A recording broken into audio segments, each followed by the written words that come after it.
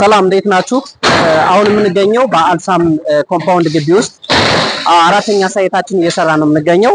እዚህ ኮምፓውንድ ግቢ ውስጥ ከባለ አንድ እስከ ባለ 3 መኝታ ይኖራሉ ማለት ነው።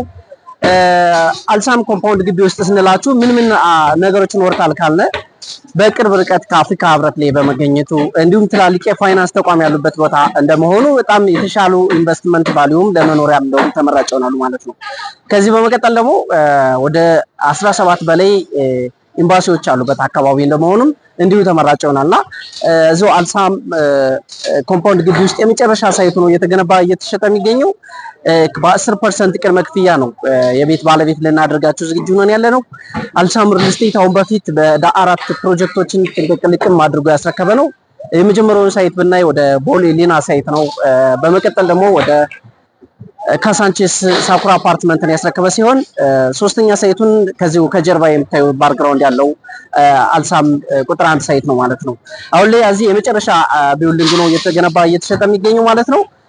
ከባለ 1 እስከ ባለ 3 መኝታ ነው የመጣንባቸው። በ10% ቅድመ ክፍያ ምንም አይነት ጭማሪ ሳይኖርባችሁ ቀስ ብላችሁ የምትከፍሏቸው አማራጮች ይኖራሉ። በኢትዮጵያ ብር አግሪመንት ነው የምትዋዋሉት።